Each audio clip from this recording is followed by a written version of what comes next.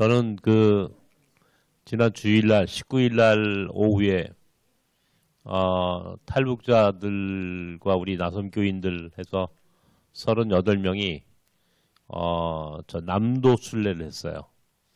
그래서 전라도 강진 가봤어요?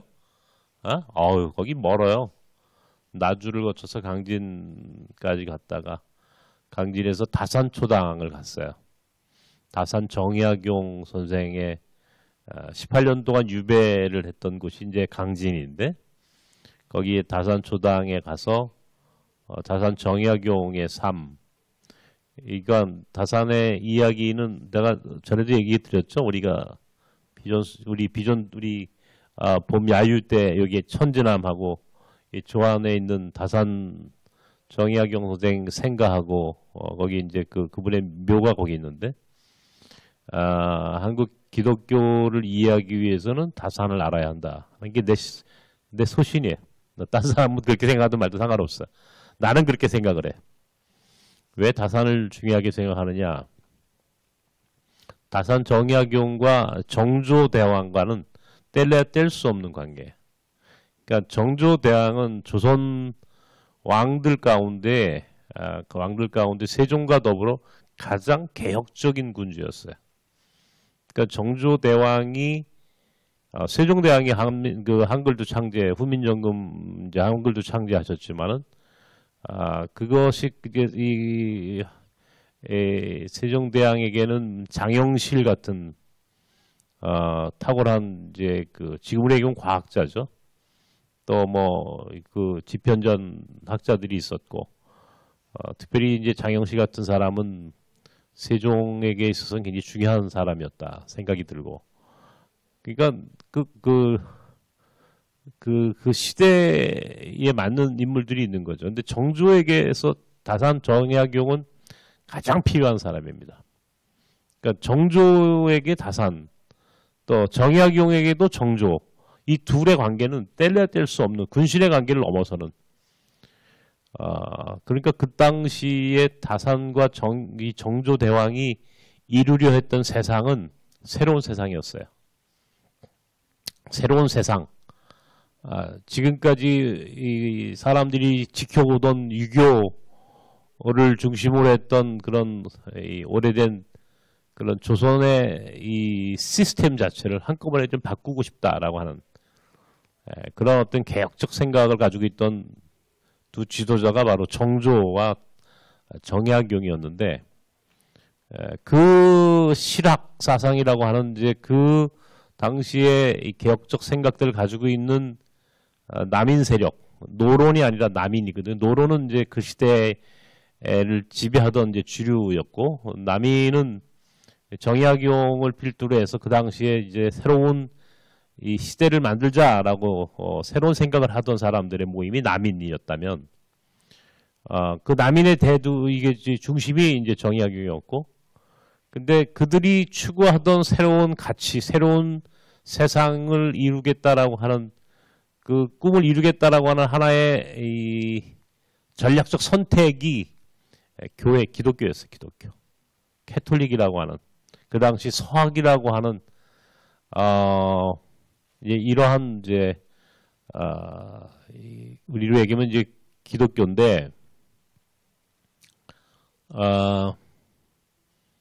그 기독교를 받아들이고 이제 그들이 이제 이 본격적으로 이 기독교를 새로운 세상의 중심 또는 새로운 미래의 어떤 상징적인 의미로 새로운 유교를 대체할 수 있는, 혹은 그 당시에 노론이 지배하던 세상을 새롭게 좀 혁신하겠다라고 하는 의지의 표상으로서 이제 서학 기독교, 기독교라고 하는 게 이제 새로운 세상을 만드는 하나의 그 당시에 그들에게는 그런 굉장히 중요한 그런 가치를 거기에 부여했던 거죠. 그런데 정조대왕이 1800년도에 돌아가셨어요. 그러니까 세상이 참 아이러니한 게 프랑스는 1789년, 그러니까 그러니까 1784년에 우리나라에 처음으로 이 캐톨릭 기독교가 소개가 됩니다. 정약용의 큰형이었던 이 정약현의 사위가 이승훈이었는데, 이승훈이 중국에 가가지고 이제 영세를 받고 돌아온 그 해가 1784년이에요. 그 해를 우리는 캐톨릭의 원년, 선교 원년, 우리 기독교, 개신교를 포함한 기독교, 한국의 기독교가 들어온 처음이 이제 1784년이라고 그러는데, 그다음 85년에 이벽이라고 하는 이제 자생적 기독교인이 또 죽고 뭐 하여튼 그런 굉장히 많은 일들이 계속 쭉 일어나요. 그러니까 1789년에 프랑스에서는 프랑스 대혁명이 일어나죠. 이 프랑스 대혁명이라고 하는 건 세계사적인 혁명 아니에요? 그러니까 어마어마한 이제 그 왕정이 이제 사라지고 공화정이 들어오는 거죠. 새로운 시스템이 만들어지게 된 프랑스에서는 1800년도를 이제 넘어가죠. 바로 이제 그 시점이죠. 1700년 18세기 초, 18세기 말, 19세기 초. 이때는 이제 프랑스에서 혁명이 일어나게 되고 또 뭡니까? 영국에서는 산업혁명이 일어나죠. 산업혁명이 일어나죠. 미국에서는 어떤 일이에요? 독립전쟁이 일어나죠. 뭐 전 세계가 그냥 새로운 시대를 맞이하기 위해서 막 그냥 여기저기서 막 어마어마한 일들이 벌어지는데, 우리는 그때 우리 안에서도 어떤 이 새로운 이 세상을 만들겠다라고 하는 사람들이 이제 등장하기 시작한 거예요. 그게 남인 실학 사상을 기초로 한 남인 세력이었고, 그들이 상징적으로 가지고 들어온 게 서학, 기독교. 그러니까 우리는 그 당시에 기독교를 받아들였다면, 혹은 그 당시에 그런 남인 정약용을 필두로 한 그런 젊은 신흥 세력이 새로운 주류로 등장할 수 있었다면 우리 역사가 바뀌었어요. 우리 역사가. 근데 공교롭게도 1800년도, 딱 1800년 여름에 정조대왕이 갑자기 돌아가셨어요. 뭐 독살당했다는 소리 많죠. 1800년. 그러니까 막 전 세계는 어마어마한 변화의 한복판에서 우리는 정조대왕이 딱 죽고 1801년에 신유박해가 시작되는 거예요. 신유박해가. 정약용의 둘째 형이 정약전인데 정약전의 사위가 황사영입니다. 황사영이 제천 배로원이라고 하는 곳에서 토굴에 숨어 있다가 붙잡혀 와가지고 1801년 1월 황사영의 백서 사건이 벌어져. 백서. 프랑스에다가 한반도에서 이 조선에서 일어나는 어마어마한 캐톨릭 박해에 대한 이제 편지를 비단에다 써서 보낸 게 이제 황사영의 백서인데, 그게 이제 드러나게 되죠. 붙잡히죠.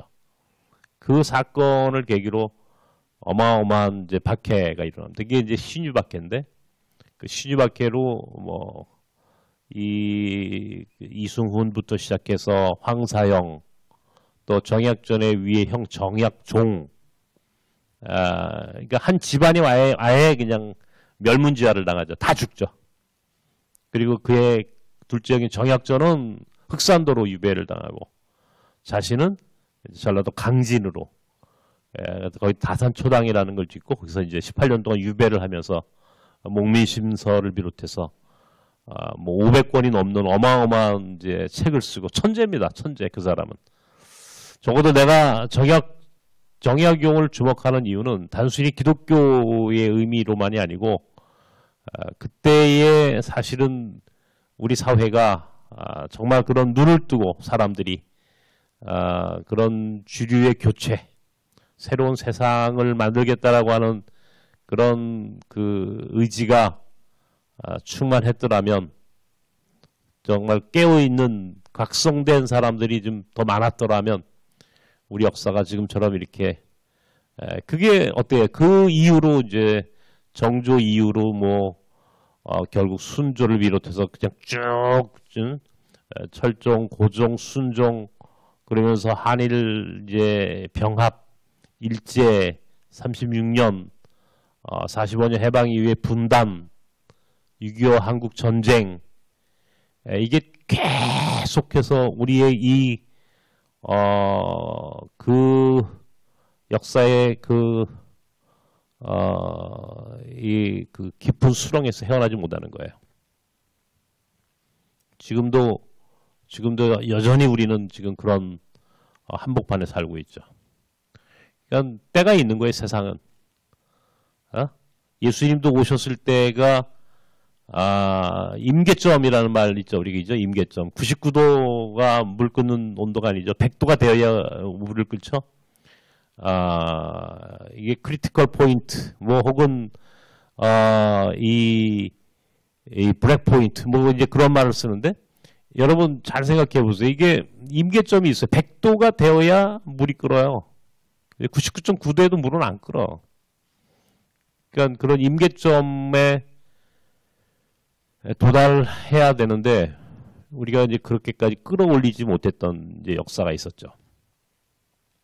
근데 프랑스나 영국이나 혹은 지금 미국 같은 선진국이나 혹은 그런 나라들의 역사는 그런 임계점까지 끌어올려. 예수님이 오셨던 지금부터 2000년 전에 로마의 상황, 이스라엘의 상황은 바로 이제 그런 역사적인 임계점에 도달했을 때 하나님께서 역사 속에 하나님의 아들을 보내시죠.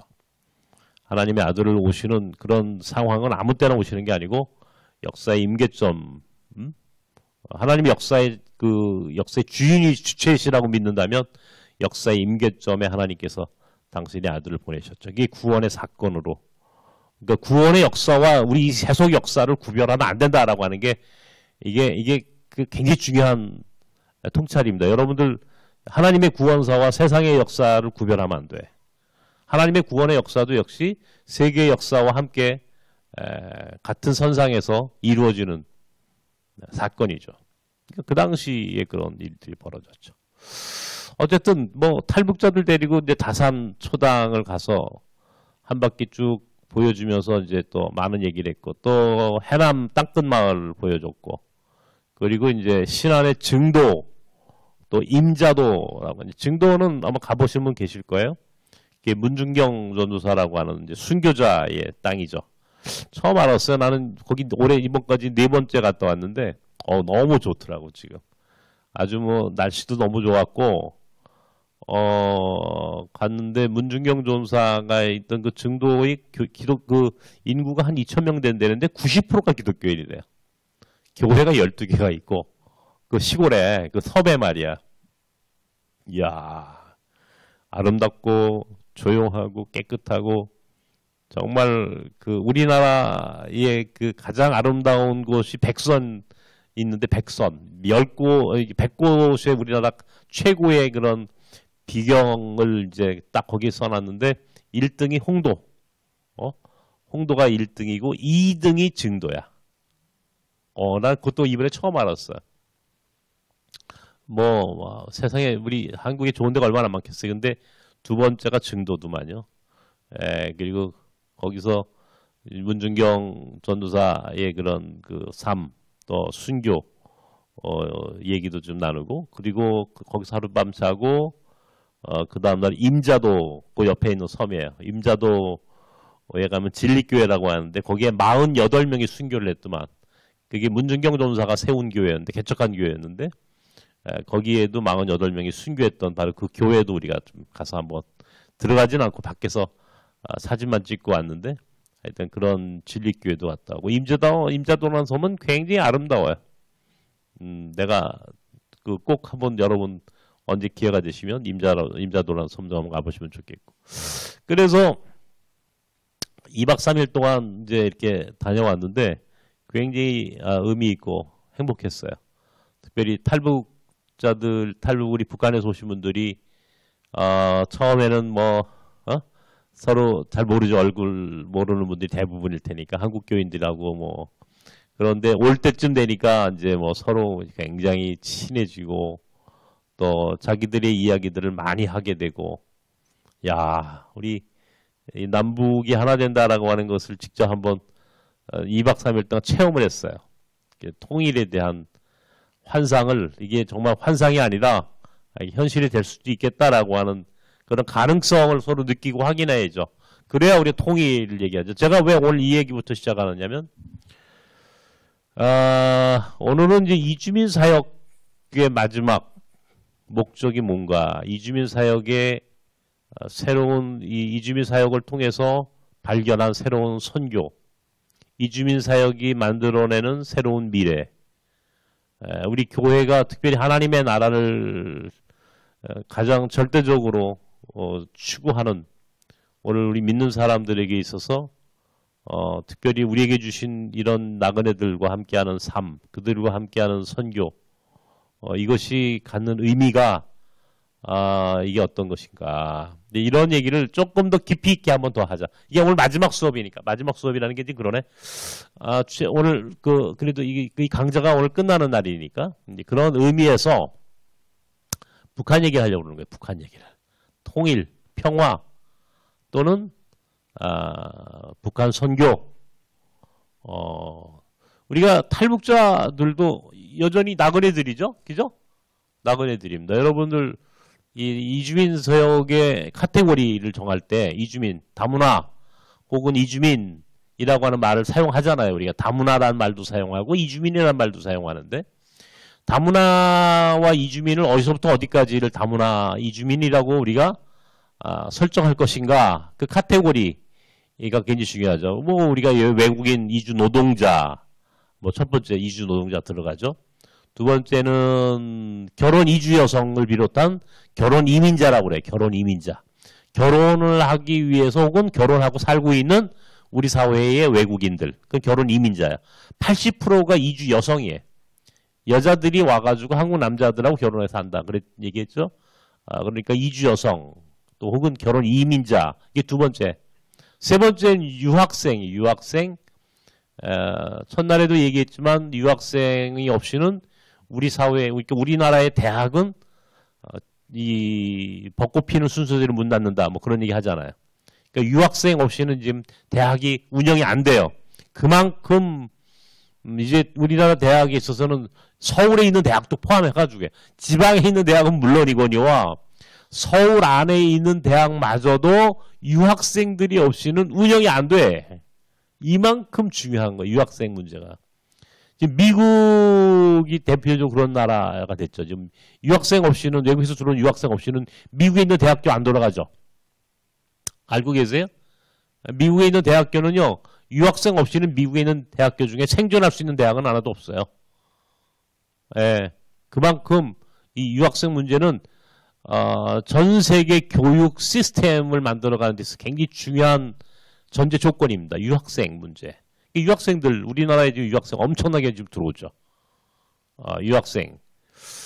그러니까 외국인 이주 노동자, 또 결혼 이주민, 그리고 유학생, 그리고 또 난민들 얘기했죠. 난민. 난민 첫날 얘기했어요. 정치난민, 또 환경난민, 경제난민, 그리고 종교난민. 크게. 전쟁 난민도 일종의 정치 난민이죠. 그럼 복합적이죠. 정치, 경제, 종교 이게 다 이게 굉장히 복합적으로 이제 그 연결되어 있는 사람들이 이제 전쟁으로 인한 난민들이죠. 크게는 이제 정치 또는 경제, 빈곤, 먹을 게 없어서 나오는 사람들, 환경, 댐을 건설한다거나 혹은 기후 변화로 더 이상 자기 고향에 살 수 없는 사람들 나오는 사람, 그걸 환경 난민이라고 그래요. 그리고 종교 난민, 종교가 다른 이유로 무슬림 국가에서 예수를 믿기 때문에 더 이상 그 사회에서 살 수 없을 때 나오는 사람들, 종교 난민, 이런 사람들, 난민들이 이제 들어왔죠. 우리나라에도 난민들, 우리나라 난민을 안 받는 나라지만 난민들이 들어와 있습니다. 그리고 또 한 사람들이 누구냐면 탈북자들이에요. 이 사람들도 결국은 이주민, 다문화 이렇게 이 사람들 우리랑 똑같은 한민족인데 이 사회주의가 갖고 있는 어마어마한 그 뭐라 그럴까요? 교육.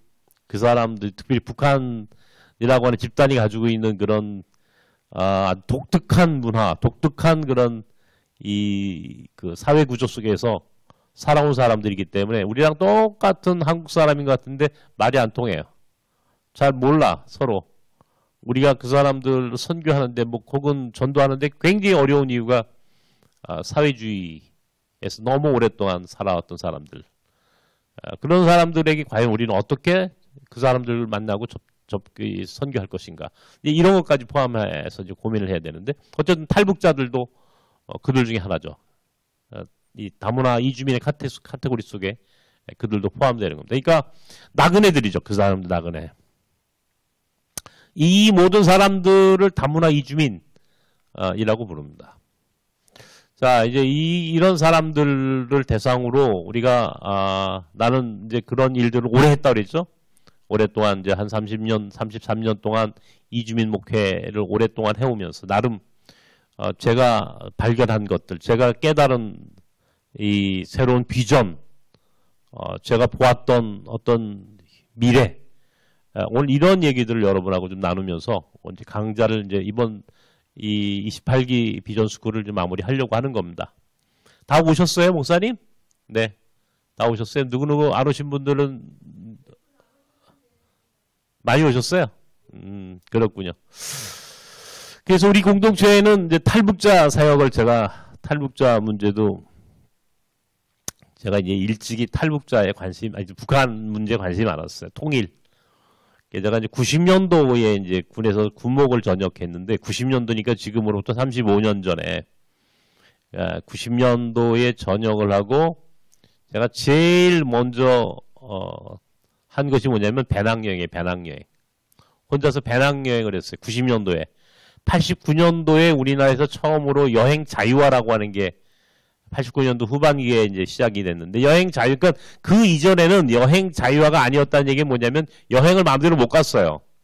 여권도 없었어요. 우리나라 사람 중에. 우리 여권 있는 사람은 아주 특별한 계급이 있는 특별한 사람이 아니면 여권 같은 건 뭐 상상도 못할 때입니다. 여권도 없었고 해외에 나가려면 달러를 갖고 나가야 돼. 우리는 외환 관리를 철저하게 하는 나라 아니에요. 돈이 없어서 외환이 없으니까 이건 달러를 갖고 나갈 수 없어요. 뭐 제한돼 있죠. 그러니까 외국에 나갈 수 없는 여러분들 가운데 막 80년대 결혼한 사람들이 해외에 신혼여행 가본 사람 있어요? 그죠? 없죠? 어디 가요? 전부 다. 제주도. 왜? 제주도밖에는 갈 수가 없어. 해외에 가가지고 신혼여행을 간다? 그건 꿈도 못 꾸는 얘기야. 그건 아주 특별한 사람이 아니면 그건 할 수가 없는. 나는 87년도에 결혼을 했는데 마찬가지예요. 나는 제주도 신혼여행 갔다 온. 지난주가 우리 결혼 기념일이었는데 그때 생각이 아직도 나는 너무 생생하게 기억되는데 결혼한 지 38년 됐어. 와, 이게 뭐야? 인생이 왜 이렇게 허무하고 짧은 거야? 89년도 그리고 90년도에 내가 이제 전역을 했는데 전역하기 전에 내가 마음으로 내가 외국에 한번 나갔다 와야 되겠다 생각을 했어요. 그래서 90년도 9월에 이제 한 달 동안 8월달 한 달 동안 준비하고 근데 그때는 뭐 미국에 가려고 했더니 미국에 비자를 안 줘. 대사관 가가지고 내가 미국 비자를 받으러 갔더니 비자를 안 줘. 내가 이제 미국 갔다가 이제 유럽으로 이렇게 돌아오는 일정이었는데 미국을 포기하고 이제 유럽만 가게 됐어요. 근데 유럽에 가는데 내가 왜 유럽을 생각했냐면 89년도에 베를린 장벽이 무너졌어요. 89년도에. 동독과 서독의 베를린 장벽이 무너졌고 이제 90년도에 독일 통일이 이루어졌습니다. 그러니까 이미 내가 이 90년 9월에 독일을 갈 때는 사실은 이제 뭐 독일이 통일이 이루어진 거나 다름없어요. 그러니까 그 89년도에 독일 통일, 90년도에 우리나라가 이제 그 소위 북방 외교라고 하는 걸 이제 하기 시작하죠. 몽골, 뭐 중국, 뭐 이런 나라들 이제 막 접촉하고 러시아, 그때 소련이었죠. 소련하고 이제 외교 관계를 맺고 막 그런 그런 깃발이 막 어마어마하게 이제 세상이 바뀌는 그런 시절이었고, 90년도에 9월에 혼자 배낭을 메고 유럽을 갔어요. 혼자. 뭐 지금처럼 뭐 저 아이폰이 있는 것도 아니고 뭐 여행 가이더를 뭐 할 수 있는 무슨 책이 있는 것도 아니고 아무런 가이드가 없어요. 아무런 책자도 없고 뭐 정보가 아무것도 없는 거야. 근데 무조건 간 거야, 무조건. 가가지고 이제 독일 통일났는데 독일 국가니 독일이 통일을 했으니까. 그 당시 독일의 수도가 이제 본이었어요, 본. 마침 내 고등학교 아주 가까운 친구가 독일 본에서 공부하고 있어서 내 이제 그 친구를 보기도 할 겸 해서 이제 본이란 독일 수도니까 그 당시 지금 베를린이 아니었다고, 본이었다고. 본을 빌드로 해서 독일 전역을 내가 한 바퀴 쭉 돌고 저 노르웨이에서부터 저 스페인까지 바르셀로나 마드리드까지 혼자 기차 타고 다니면서 와 엄청나게 고생했어요. 혼자 뭐 정보도 없어요. 한국 사람도 없어요. 전부 다 그 당시 배낭여행하는 사람은 일본 사람, 동양인은 일본 사람, 일본 사람이 전부 대부분이었어요. 그러니까 나보고 어디서 왔냐 그러면 코리아 그러면 잘 몰라요. 내가 가끔 농담처럼 이 바르셀로나의 몬주익이라고 옛날에 황영조가 이제 바르셀로나 올림픽 할 때 이제 거기서 뛰었던 곳인데 내가 90년 9월에 몬주익 언덕에서 이제 있었던 사건인데 어떤 이 스페인 여자가 자동차가 이제 이제 열을 많이 받아가지고 오바이팅 하죠. 오바이팅 한다 그러죠. 그죠? 그러니까 여자가 막 안절부절 못하는 거야. 그래가지고 내가 이제 운전을 하고 다녔으니까 군목은 유일하게 자동차가 있었어요. 운전을 하고 다녔으니까 내가 자동차를 좀 볼 줄 안다고 가서 딱 보니까 이거는 이제 이게 열이 많은 거예요. 물이 없어가지고 낮에 때 물이 없어서 이제 생긴 일이야. 그래가지고 내가 가서 이 물이 없어서 그러니까 물 갖고 오라고 그러니까 이 여자가 물을 또 사오더라고. 그래가지고 이제 내가 또 잘난 척하면서 본네트를 올리고 우리는 맨 앞에 본네트 하면 맨 앞에 라지에다가 있잖아요. 거기 뚜껑 열고 거기다 물 붓잖아. 이제 물 없으면 거기다 내가 물을 콸콸콸 다 붓어. 물을 다 붓고 이제 다 붓으니까 이제 안에 가서 이제 자동차 키로 이제 돌리는 거야. 이제 돌려봐야 될 거 아니야. 시동이 걸리나 어떤가 하고 딱 돌리는데 시동이 안 돌아가. 갑자기 머리가 뒷골이 싸한 게 이게 문제가 생겼구나 하는 느낌이 딱 드는 거야. 가지고 다시 가서 봤어. 그랬더니 불사. 이 유럽차는 말이죠. 그 차는 라지에다가 앞에 있는 게 아니라 라지에다 운전석 쪽으로 붙어 있어. 그러니까 맨 앞에 있는 건 뭐냐면 엔진이야, 엔진. 엔진에다가 내가 물을 다 부은 거야. 한 통을. 이제 내가 이제 딱 그때는 정말 이제 정신이 하나도 없는 거지. 이제 대형 사고를 쳤구나. 거기서는 뭐 어찌 방법이 없어. 내가 할 수 있는 게 도망치는 거 말고는. 그 자동차 한 대를 내가 말아먹었으니까. 그래서 이제 여자 보고 이게 너무 뜨거워가지고 차가 이게 시동이 걸리면 30분 정도 있어야 된다. 30분 후에 당신이 이제 자동차를 움직이면 돼. 딱 이제 그렇게 거짓말을 하고 나는 이제 배낭을 딱 추리는 거야. 이 여자가 나보고 어디서 왔니? 어떤 나라에서 왔니? 너무 고맙다고 말이지. 얼마나 고마웠겠어. 자기 문제를 풀었는데 이 스페인에 아주 예쁘고 얼마나 난 지금 그때는 눈이 총총하게 밝았으니까 예쁜 것도 맞지. 근데 그때 내가 잘못했나 봐. 나보고 어디서 왔냐고 그래. 그래서 내가 뭐 코리아 그렇게 할 수가 없잖아요. 근데 일본 애들이 저기서 쫙 앉아 있어. I came from Japan. 나 일본에서 왔어. 그랬더니 일본 Japan. 고맙다고 막. 그리고 그 길로 도망을 갔어요. 그 길로 바로 이 바르셀로나 이 역전으로 가가지고 마드리드 가는 기차를 잡아타고 막 뒤를 돌아보면서 붙잡히면 나는 벌써 이제 뭐 아마 10년 노예는 살아야 될 것 같아.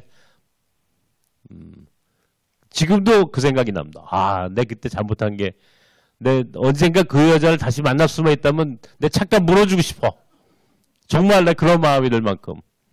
그런 일들을 경험했고, 근데 독일 통일 현장을 갔다 온 얘기를 하는 거예요. 어쨌든 갔다 와가지고 이제 어디 연구소에 가가지고 한 2년 있었다 그랬죠. 그리고 이주민 목회를 시작을 했고, 그러다가 90년대 중후반에 북한에서 고난의 행군이 일어납니다. 북한에서 고난의 행군이 있을 때에 나를 우리 교단의 북한 선교를 지금도 아주 뭐 연세가 거의 90이 다 된 장로님인데 그 당시에도 북한 선교에 가장 앞장섰던 분이 내가 그분하고 이제 오랫동안 잘 아는 장로님이세요. 하루는 나를 전화를 해. 목사님 중국 갑시다 나랑. 나보고 하는 말이.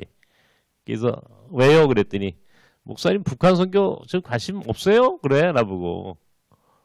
뭐 있죠. 그랬더니 중국에 지금 그 꽃제비들이 어마어마하게 들어와 있는데 북한 선교를 좀 할 겸 여러 가지 뭐 자기가 하고 있는 일을 좀 보여주고 싶대 나한테. 그래서 나보고 가자는 거야. 그래서 무작정 따라 나섰어. 99년도 2월 말에 내가 그분을 따라 나서가지고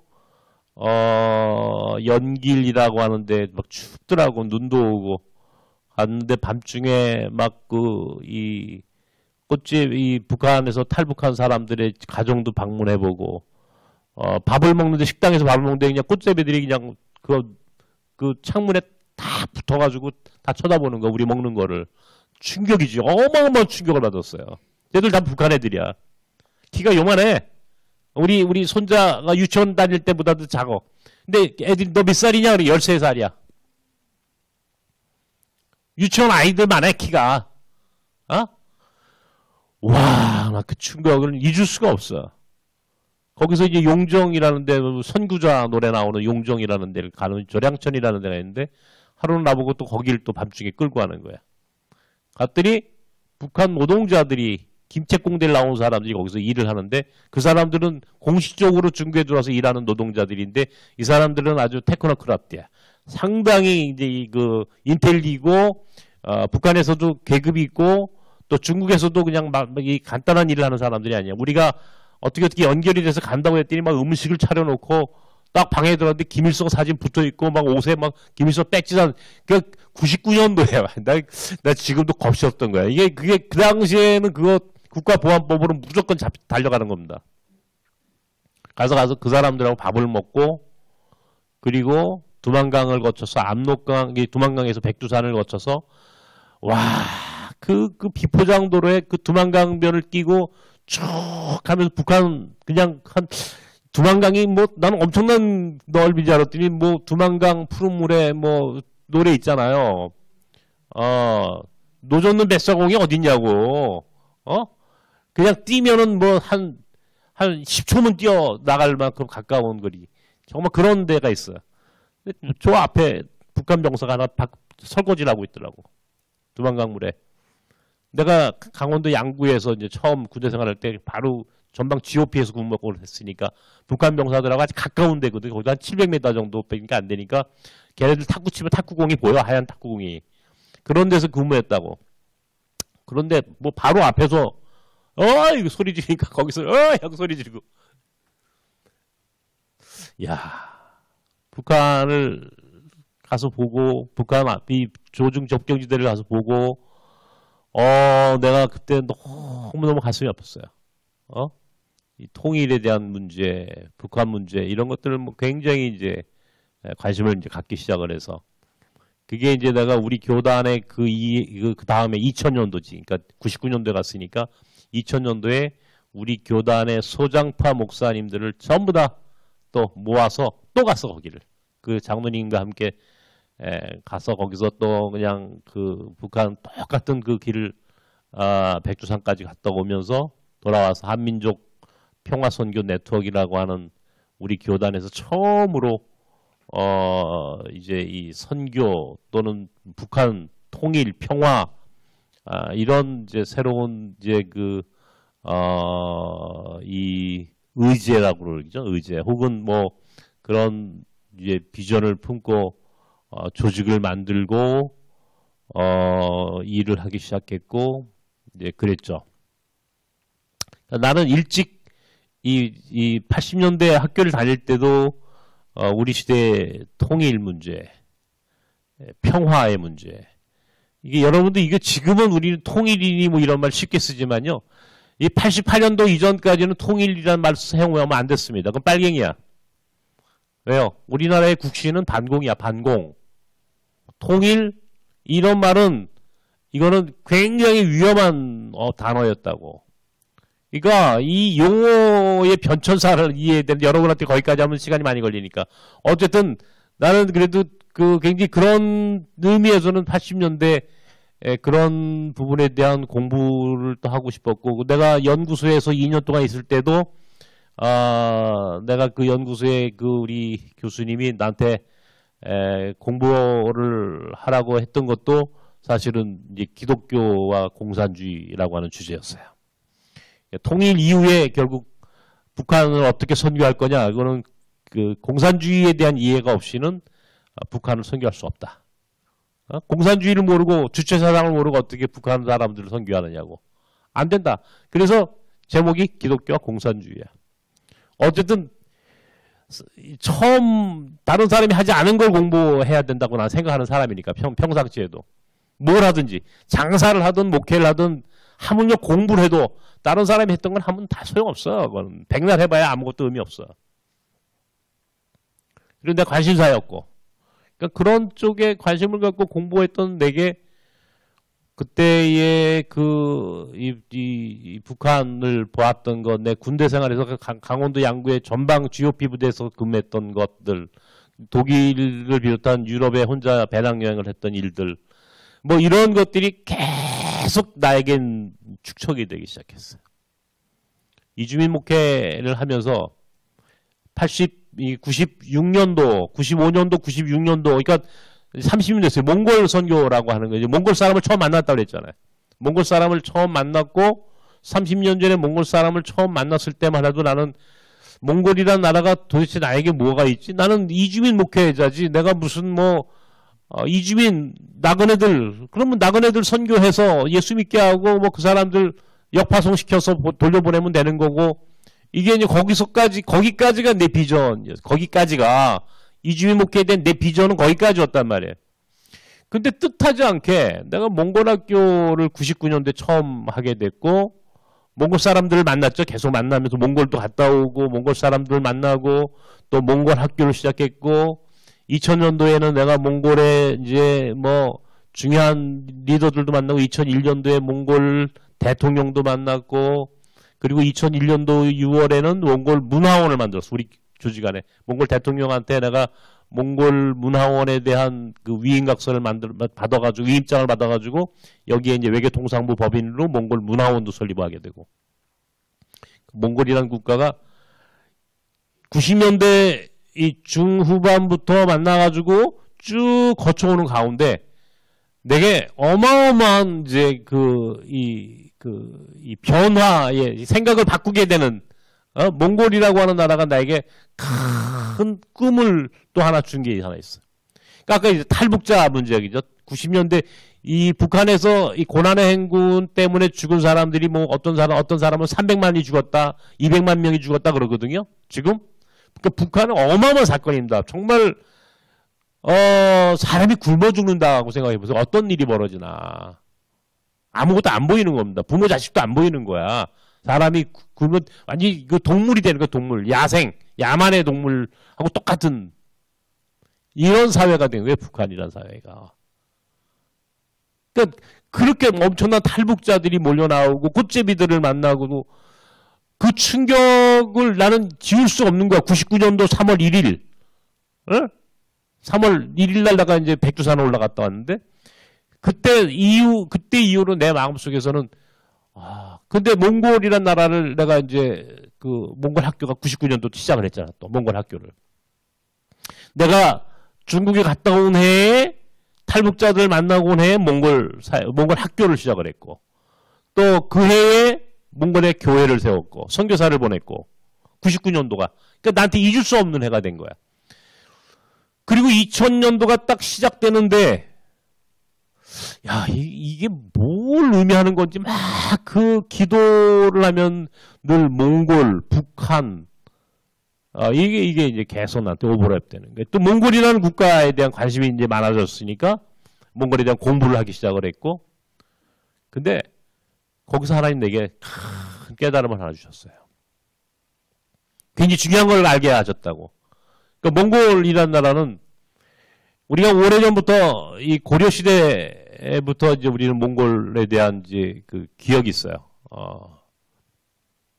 원나라 제국이 이제 고려에 들어와서 우리 고려를 부마국으로 만들었다. 사위국가로 만들었다 그랬죠. 충렬왕의 부인이 원나라의 태조였던 쿠빌라이 칸의 세 번째 딸입니다. 셋째 딸입니다. 그 이후에 충자 들어가는 모든 고려의 왕들은 전부 다 원나라, 몽골의 공주들이 들어와서 왕비가 되고, 그러니까 몽골과 이 고려는 사실은 식민지가 아니라 부마국이라고 부르는 이유는 뭐냐면 부마국으로 삼았어요. 실제로 충렬왕이나 그 이후에 공민왕 때까지의 고려의 왕들은 원나라 제국에서 서열 5위 안에 들어가는, 예? 이 권력 승계 5위 안에 들어가는 막강한 사람들이 대부분이었어요. 그러니까 고려와 몽골은 밀접한 관계가 있는 국가였다고요. 그리고 이제 나중에 이 고려 이제 원나라 제국이 1368년도에 이제 중국의 주원장이라는 사람에 의해서 명나라에 의해서 쭉 밀려 올라가죠. 이게 북원이라고 하는 곳으로 이제 저 북쪽으로 지금의 이제 몽골 땅으로 쭉 올라가게 되고, 이제 지금의 중국 본토는 명나라가 들어오죠. 우리는 어떻게 1392년에 조선조가 설립이 됩니다. 1392년 조선 왕조가 시작되고, 중국의 명나라는 1368년도에 명나라가 만들어지게 되고, 이렇게 되면서 몽골하고 관계를 끊어져 버렸어요. 끊어지고 우리는 몽골을 언제 또 알게 되면 1921년도에 몽골이 중국으로부터 독립을 합니다. 중국으로부터 독립을 합니다. 1921년도에 중국으로부터 독립할 때 몽골을 독립시킨 세력이 누구냐면 소련이야, 소련. 소련이 몽골을 중국으로부터 독립하는 데 결정적인 역할을 한다고. 그러니까 몽골은 소련의 위성국가가 돼. 소련과 첫 번째 수교국가가 돼. 몽골이 1921년도 사회주의 국가, 사회주의 혁명이 일어나게 되고 중국으로 독립하게 되고, 첫 번째 수교국가가 소련이야, 소련. 소련이라는 나라가 지금이야 이제 러시아 아주 아무것도 아닌 나라가 되어버리 말았지만, 그때까지만 하더라도 소련이라는 나라는 굉장한 이제 새로운 이 사회주의라고 하는 게 새로운 지상 낙원을 꿈꾸는 거 아니에요? 1917년에 볼셰비키 혁명을 시작으로 이 소비에트 연방이 이제 이 제정 러시아를 끝장내고, 소비에트 연방 지금의 중앙아시아를 필두로 해서 전부 다 이게 소련이라고 하는 국가로 다 하나로 엮어진 거죠. 엮어진 거죠. 소련이 막강한 이제 세계적인 이 제국이야. 미국과 더불어 소련도 하나의 제국이죠.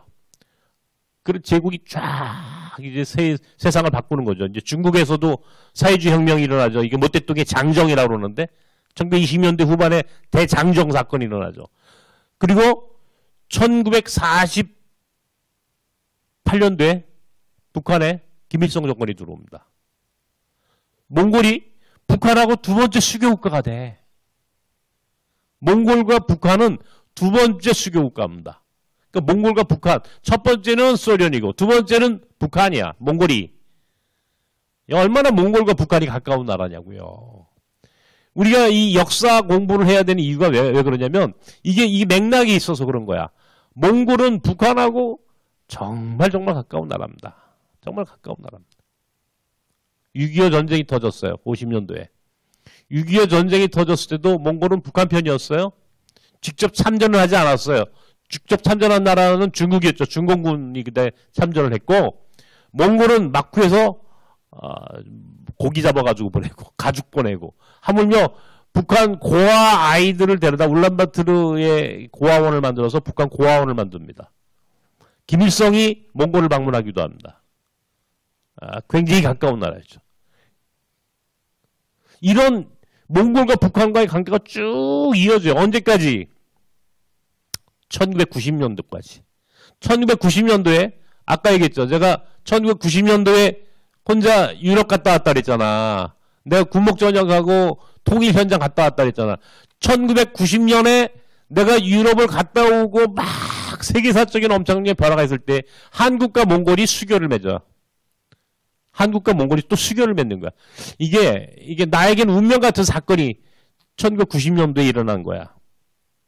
1990년도에.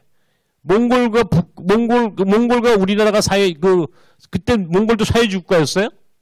몽골은 1992년도에 사회주의를 포기합니다.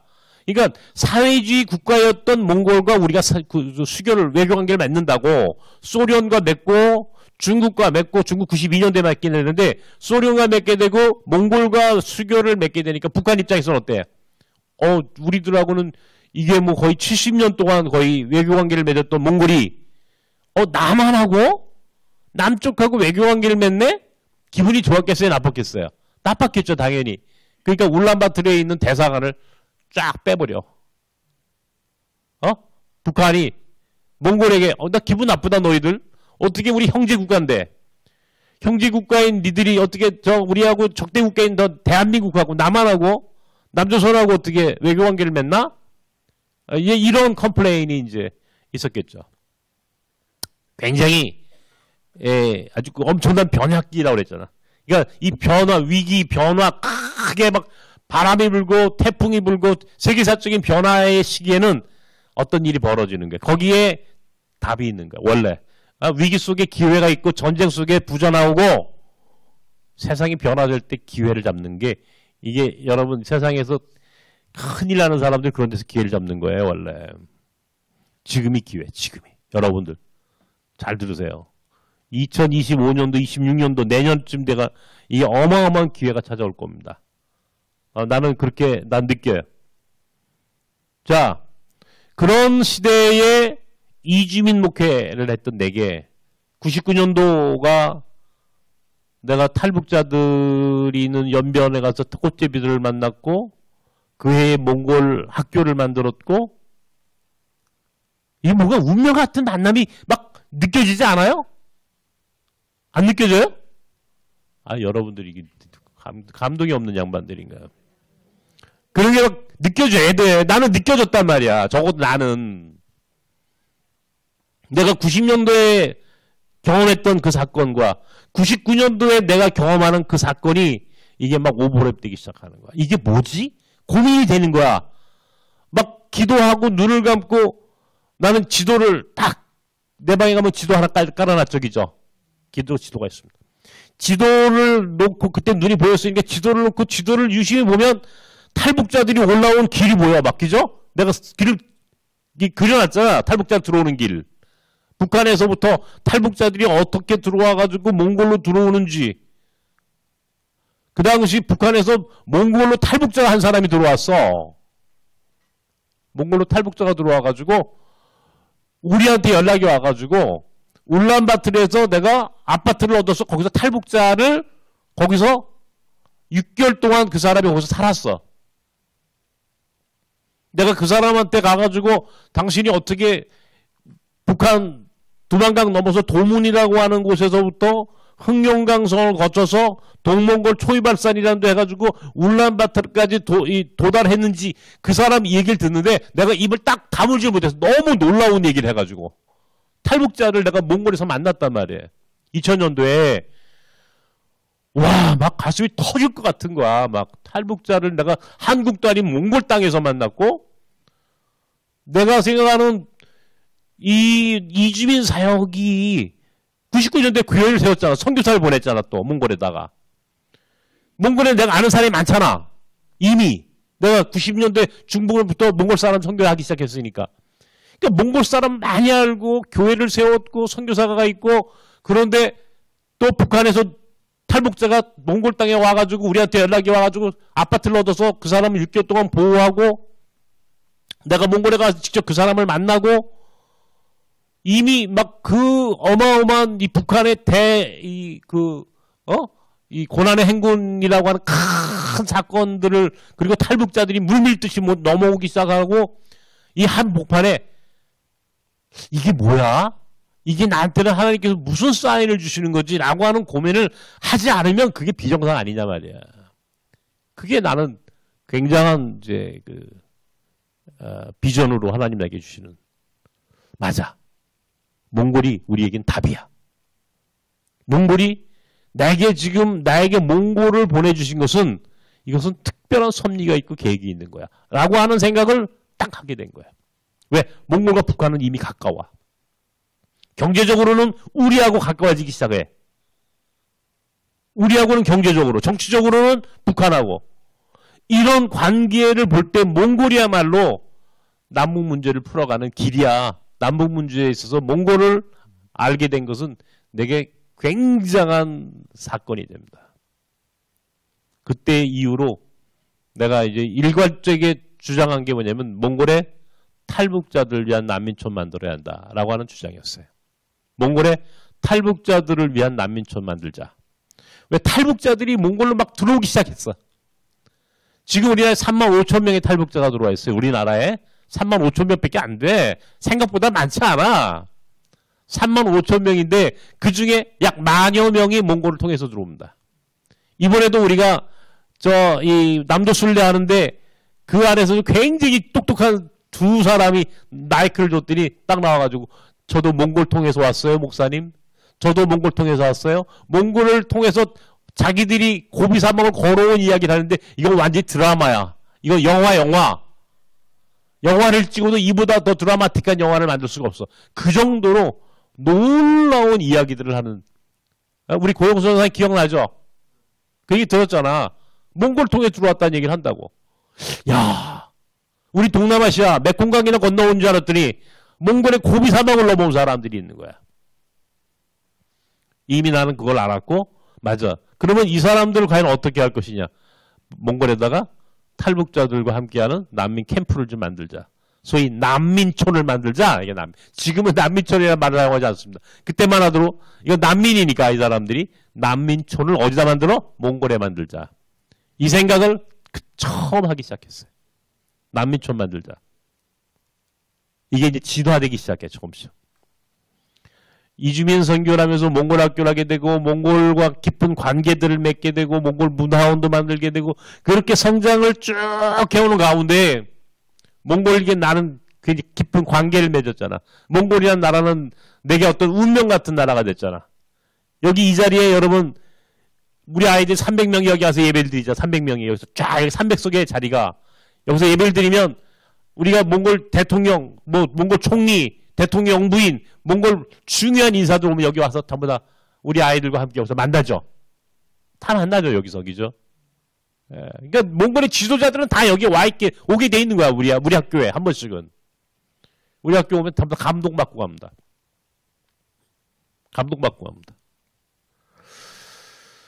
그때부터 난민촌 만드는 꿈을 꾸기 시작하는 거예요. 한 번은 몽골의 국가인권위원장이 한번 한국에 왔어. 왜 인권위원장이 왔냐면 그 당시만 해도 몽골 노동자들이 한 3만 명 이상 우리나라에 들어왔어. 그 당시에.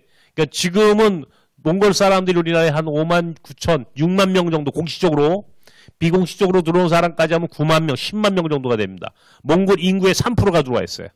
몽골 인구 100명 중에 3명은 한국에서 왔다 갔다 한다고 생각해봐요. 몽골 GDP의 20%를 벌어가 여기서.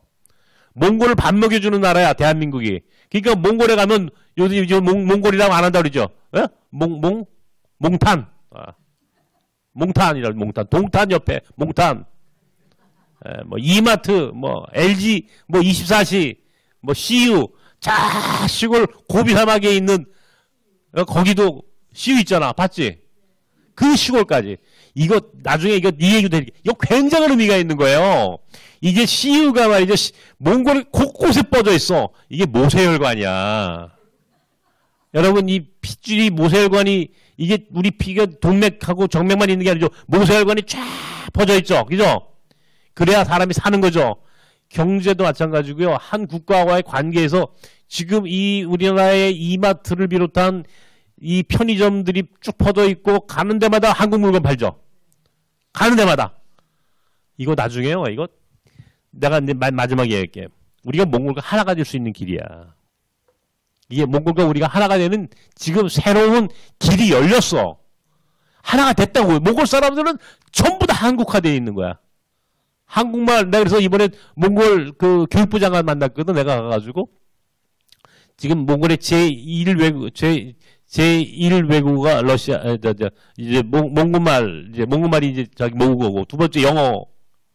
제2외국어가 러시아 말이에요, 러시아어. 러시아어. 제2외국어가. 근데 내가 이번에 몽골 교육부 장관한테 가서 뭐라고 그랬냐면, 제2외국어가 러시아어라고 지금 되어 있는데, 거기에 한국어를 하나 넣어라. 한국어를 제2외국어로 몽골 교육부가 편입시켜달라. 내가 교육부 장관한테 공식적으로 부탁했다. 얘기를 했다고. 교육부 장관 내 말 딱 듣고 지금 그 정도로 몽골에 어마어마한 한국화가 일어나죠. 한국말 몽골 사람들한테 몽골 가가지고 뭐 한국 사람들이 잘못된 몽골놈 어쩌고저쩌고 욕하잖아요. 그럼 바로 돌아섭니다. 당신 지금 뭐라 그랬어? 몽골 사람이 다 알아들어. 그러니까 몽골 가가지고는 말 함부로 하면 큰일 나. 이 정도로 여러분 몽골이 우리랑 이렇게 밀접한 관계를 맺고 있는 거예요. 예? 그러니까 3만 명 정도의 몽골 사람이 있을 때 몽골 국가인권위원장이 왔어요, 여기에. 왜? 한국의 노동자들로 와 있는데 너무 한국 사람들이 못 살게 굴어. 인권 문제가 너무 심각해. 한국 사람들이 인권 문제가 너무 심각하니까 이제 몽골 정부가 국가인권위원장을 보내. 우리도 인권위원장이 있잖아. 그죠? 인권위원장이 있습니다. 왔어. 가지고 인권 실태 조사를 하러 왔어. 어디 가야 돼? 국가인권위원장 갈 데가 어디냐고. 우리 공동체 말고는 없어. 그잖아. 우리만큼 몽골 사람 많이 모이는 데가 없으니까. 몽골 그 당시만 해도 뭐 바글바글 했으니까. 몽골 학교가 있고. 와가지고 뭐 몽골 사람들 내가 이제 간담회도 주선해서 만들어 자기들끼리 얘기하고 저녁 때가 된다는데 내가 밥을 같이 먹기로 했어. 약속을 잡아서. 이거 대법관이야, 이 사람이. 몽골 대법관인데. 이제 같이 내가 이제 불고기집 가가지고 밥을 사줬어. 내가 그때 눈이 좀 보였으니까 서로 이제, 눈을 보면서 이제 통역 하나 옆에 놓고 밥 먹으면서 얘기를 하는 거예요. 얘기하다가 내가 무슨 얘기를 했냐면, 야, 우리 한국에 말이야. 이 좁은 땅덩어리에 몽골 사람 3만 명이 넘게 들어와가지고 산다. 몽고가 그 당시 300만 명이야. 그 당시. 몽골 인구의 1%가 들어와 있는 게 1%가. 300만 명에 3만 명이니까. 1%가 들어와가지고 여기서 돈을 벌어가고 나 같은 이제 그 목사가 근데 시력이 뚝뚝뚝 떨어질 텐데 눈도 이제 잘 안 보이는 제가 몽골 학교도 만들고 그때만 해도 몽골 학교 아이들 가운데 절반 이상이 비자가 없었어요. 비자가 없는 거야. 이런 일들을 우리가 하잖아. 생각을 해보셔. 당신이 국가인권위원장이니까 잘 얘기 들어봐. 당신 나라 인구의 1%가 여기서 들어와 있어. 나는 목사야, 기독교인이야. 나는 이제 건강하지도 못해. 나는 이제 몸이 많이 약해졌어. 근데 나 같은 사람이 아무것도 없는 내가 몽골 학교를 만들고 운영을 해. 근데 그 중에 절반이 비자가 없어. 다시 말하면 비자 없다는 게 뭐야? 불법 체류, 요즘 말로 얘기하면은. 비자 없어. 그런데도 우리는 당신네 백성, 당신네 사람들, 우리가 함께 하잖아. 그런데, 여기에 이제 반전이 일어나는 거야. 내가 하고 싶은 얘기가 있다. 당신네 나라에도 우리 동포가 들어가고 있어. 우리 동포가 들어가고 있어. 탈북자야. 이 사람들 국경을 넘어왔으니까 비자가 없어. 당연히. 몽골은 한반도 크기의 8배 크기의 땅이야. 한반도 전체의 8배 크기의 땅입니다. 몽골이 얼마나 큰 땅인지. 고작 인구 300만이야. 서울시 인구의 3분의 1도 안 돼. 그런데 우리 탈북자들이 들어가. 우리 동포야. 당신들이 그 사람들 좀 데리고 있으면 안 돼? 나도 당신네 백성들을 데리고 있는데. 당신이 국가인권위원장이니까 이 인간의 인권의 문제에 관심을 가지고 있는 당신이 여기에 몽골 근로자들, 몽골 사람들이 인권의 문제에 당신이 관심이 여기 찾아왔다면 나는 오늘 당신에게 이 얘기를 해주고 싶은 거다. 우리 동포가 몽골로 들어가고 있잖아. 이 사람들이 인권의 문제도 당신은 가져야 돼. 관심을. 당신은 그들의 인권의 문제도 관심 가져야 돼. 몽골 사람만의 인권이 아니라 우리 동포들의 인권의 문제에 대해서도 당신 같은 지도자들이 관심을 가져야 돼. 나는 여기 있는 당신 백성들, 당신 내 아이들 내가 공부시키고 인권의 문제에 내가 책임질 테니까 당신은 우리 동포들의 인권의 문제를 몽골에서 관심을 가져줘. 그 뭘 하고 싶은 거예요? 탈북자 난민촌 만들어줘. 내가 처음으로 그 얘기를 해. 이 국가인권위원회에 밥 먹다가 깜짝 놀라는 거예요. 와.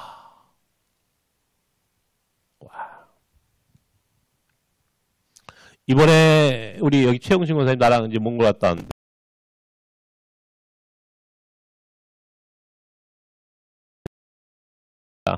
앵크볼트라고 하는 전 총리를 만났어. 그 사람 이제 내가 지난번에 몽골 학교 얘기할 때 얘기했던 몽골의 울란바토르 시장 했다가 국회의장도 했다가 몽골의 총리도 했다가 몽골의 대통령 후보까지 했던 아주 몽골에서 그 가장 유력한 정치인 중에 한 명인데 이 사람이 나랑 이제 수없이 많은 얘기를 했으니까 이제 작년인가 재작년인가 여기 한번 왔어. 우리 학교로 왔어. 근데 이제 지금은 뭐 정치보다는 이제 그 자기는 이제 시민사회 운동하는 이제 그런 NGO 활동에 좀 관심이 많은 사람이에요. 자기 손자 둘을 데리고 여기 우리 학교에 구경만 왔어. 내가 이제 자기가 몽골 학교 그 세울 때 처음 자기가 뭔가 그 기여했다고 생각하는 사람이야, 이 사람이. 그러니까 우리 학교를 보여주고 싶으니까 자기 손자들한테 우리 할아버지가 네 할아버지가 몽골 학교 세우는데 내가 도와줬단다. 내가 시장할 때 이 학교 처음 만들 때 내가 도와줘서 이 얘기하러 온 거야. 그러니까 나랑 만났겠지 당연히. 그래가지고 옆에 이제 중국집에 가서 밥을 먹고 점심을 먹었어. 그게 똑같이 이 얘기를 한 거야 이제 그 사람한테. 봐라, 이제 우리가 이러이러 해가지고 이제 북한 문제 쭉 설명하면서 탈북자 문제 뭐. 이제 이따 얘기하겠지만 내가 몽골에 평화경제 공동체를 만들어야 돼. 개성공단이라고 하는 걸 얘기할게. 개성공단이 2004년도에 우리나라에 처음 시작됐어요. 개성공단. 그런데 이 개성공단이 이건 굉장히 중요한 의미가 있습니다. 이게 평화경제라고 그래, 그런 거를. 단순히 하나의 공단, 이 그냥 먹고 사는 이 산업 기지가 아니야. 공단이 아니야. 이 공단의 의미의 그 깊은 의미는 뭐냐면 남북이 이 개성공단이라고 하는 이 상징적인 공단을 통해서 더 이상 전쟁하지 말고 서로 경제 협력하고 서로 윈윈할 수 있는 새로운 미래를 만들어 갑시다 라고 합의하고 만든 거야. 아시겠어요? 개성공단이 지금까지 유지가 됐더라면 남북 문제는 지금까지 이렇게 가지 않아. 중간에 2014년도에 만든 게 10년 조금 넘어가지고 하루아침에 문을 닫아버렸어. 그죠? 기억나요? 문 딱 닫아버렸다고. 이게 우리나라가 이 정치인들이 하는 짓이야. 그래서 교회가, 내가 늘 얘기하지만 교회는 이념 집단이 돼서는 안 돼. 이념에 편들거나 이념에 종속되면 안 돼. 교회는. 우린 예수 편이야. 이 세상 사람들이 얘기하는 이념과 신앙을 헷갈리면 안 된다 이런 얘기야. 이념은 신앙이 아니야. 아시겠어요? 이념은 신앙이 아니다. 여러분이 선거 때 1번을 찍든 2번을 찍든 그건 여러분의 자유야. 그러나 교회가, 기독교인이 기본적으로 이념화되면 안 된다 이런 얘기야. 이거 대단히 위험한 생각이야. 길거리에 나가지고 뭐 정광훈 쫓았다. 이거는 교회가 하는 게 아니야. 그거야말로 교회를 망하게 하는 길이야. 여러분이 잊지 말아야 돼. 절대로 이거는.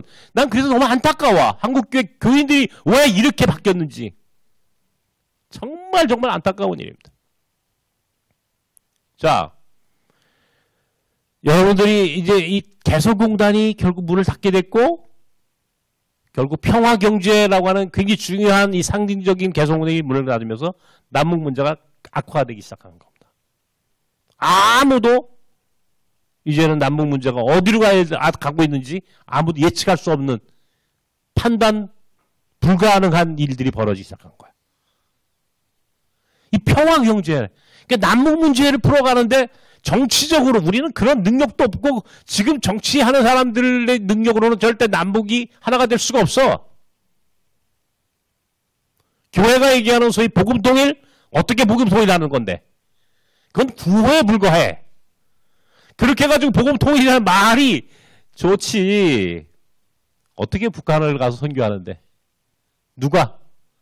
들어갈 수 있어요? 북한에? 어떻게 들어갈 건데? 아무도 없어. 북한 선교의 세 가지 길. 딱 잘 들으세요. 북한 선교하는 우리나라 북한 선교엔 딱 세 가지 길밖에 없어. 첫 번째 탈북자. 탈북자 선교하는 거야. 중국에 있는 탈북자든 한국에 있는 탈북자든 탈북자 돕는 뭐 거기에도 일이 많지만 두 번째 북한에 고아원 세워주고 병원 세워주고 학교 세워주고 하는 소위 북한에 이제 구호 활동해주는 그래서 빵 공장 만들어서 준다는 둥, 뭐 고아원 만들었다는 둥, 병원 세웠다는 둥, 뭐 그런 게 많이 들었죠, 여러분. 그죠? 이게 두 번째. 옥수수 보내는 거, 이게 두 번째, 이게 전부 다. 세 번째, 교회가 꿈꾸는 거, 교회 세우는 거, 북한에다가. 그죠? 소위 북한교회 재건운동이라고 그래. 세 가지밖에 없어요. 이거 말고 할 수 있는 게 뭐가 있는지 한번 얘기해 보세요. 없어. 그런데, 세 가지가 돼요, 안 돼요? 안 돼. 탈북자? 한국교회가 이건 뭐 내가 더 얘기하면 입만 아플 정도로 형편없어. 두 번째, 지금 북한에 개미새끼 한 마리 못 들어갑니다. 남쪽 사람들은. 더더욱이나 미국이나 호주에 있는 재미교포, 호주 동포들이나 들어갈 수 있다고 하는데도 못 들어가. 이면수 목사 우리 교회 와서 한번 여기서 간증 집회했는데 이 사람 캐나다에서 북한에 돈 어마어마하게 갖다 준 사람 아니야. 이 사람이요 북한에 붙잡혀가지고 3년인가 4년 거기서 감옥살이하고 나왔죠. 그죠? 안 돼.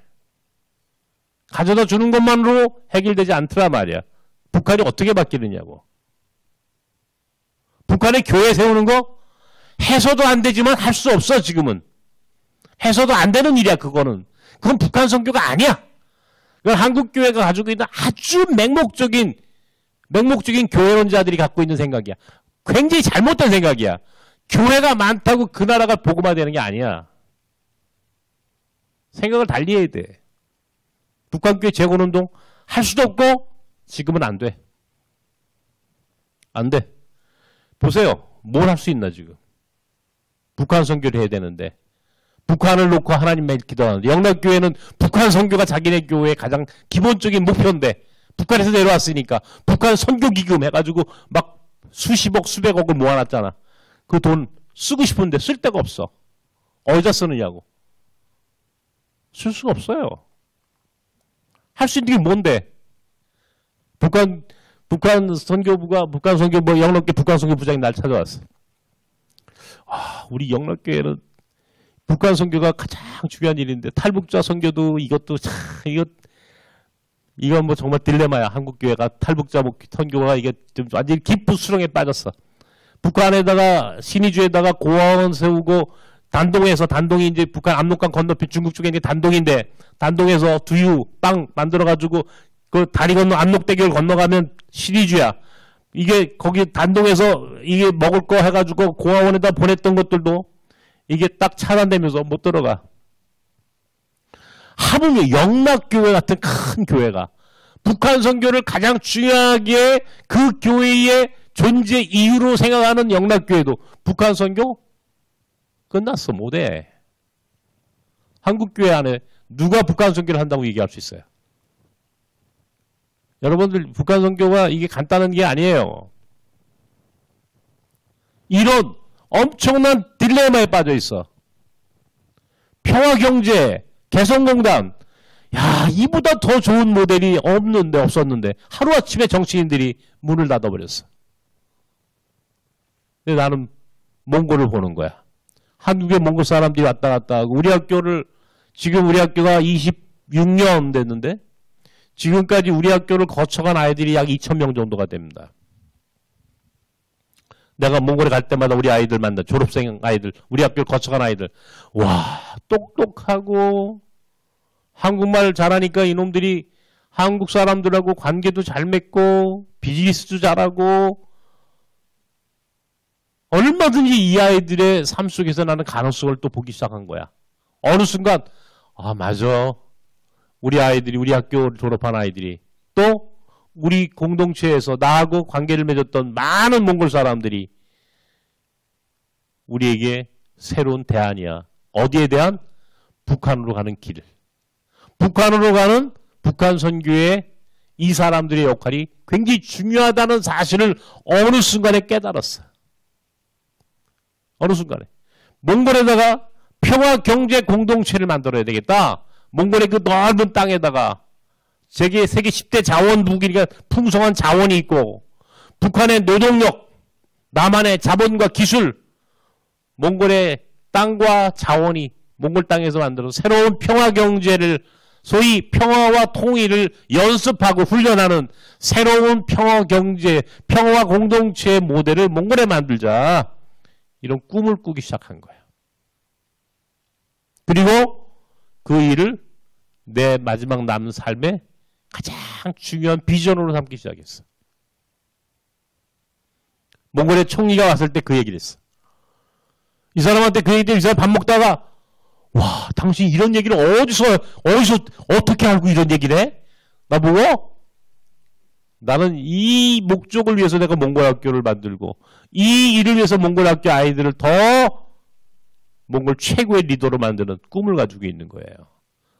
우리 아이들 가운데 당신처럼 훌륭한 정치인이 나오고 몽골의 최고의 지도자가 나오고 최고의 경제인이 나오고 최고의 몽골 사회를 이끌어가는 리더십들이 우리 학교를 졸업한 아이들이 그런 역할을 하게 된다면 어떤 일이 벌어질까요, 여러분? 우리 학교 졸업한 아이들이 몽골의 그런 리더가 됐어. 내가 가가지고 야, 누구야? 너 알지 내 꿈이 뭔지? 압니다. 네, 너 북한과 우리를 연결하는 다리가 되라. 할 수 있겠죠? 북한과 남한이 닫혀있는 이 관계의 줄을 그 열 수 있는 유일한 키를 가지고 있는 나라는 몽골이야. 니들이 나에게 키가 되죠. 북한과 네가 연결해줘. 네가 북한 들어갔다 와. 걔들은 들어가니까. 걔들이 북한 들어가잖아요. 평양에 가면 평양과기대라는 데가 있어. 연변과기대 얘기는 들어봤을 거야, 그죠? 연변과기대에 있던 이제 그걸 만들었던 분들이 이제 평양에도 과기대를 만들었어요. 과기대 총장이 있어. 장로님이야. 내가 누구라고 얘기하면 안 돼. 그 장로님이 우리가 재작년에 몽골에 이제 그분들이 가서 봉사도 하게 하고 그분들이 가서 이제 거기서 몽골을 처음 알게 됐어. 이 장로님이 평양 과기대 총장이야. 과기대를 만들었던 사람이야. 한 달에도 지금 평양 과기대 학생들 밥 먹여주고 거기 교수들 최소한의 인건비 줘야 되니까 수천만 원씩 모금해가지고 지금도 북한에도 돈을 보내줘야 돼. 그래야 과기대가 돌아갈 거 아니에요. 이분은 과기대를 만들었고 과기대 총장인데 북한에 못 들어가. 이해가 돼요? 기존 못 가죠? 답답한 거야. 야, 북한 선교를 위해서 내가 이렇게 헌신했는데 정작 내가 북한 못 들어가는 사람이 됐고 북한 평양 과기대 출신 내가 이 총장인데 아무것도 내 북한에 가서 할 수 있어. 돈만 보내주는 거야 지금. 답답하죠. 그러다 몽골 갔다 온 거야. 한 번은 나랑 점심을 먹는데 목사님 몽골이 북한으로 가는 길이에요. 지름길이에요. 플랫폼이에요. 이 이야기를 쫙 하는 거예요. 제가 그때 맞습니다, 장로님. 이 비밀을 아는 자만이 미래의 북한 선교를 할 수 있습니다. 이 비밀을 알아야 합니다. 이 비밀. 몽골이라고 하는 국가가 우리에게 어떤 나라인지를 알아야 하는 거예요.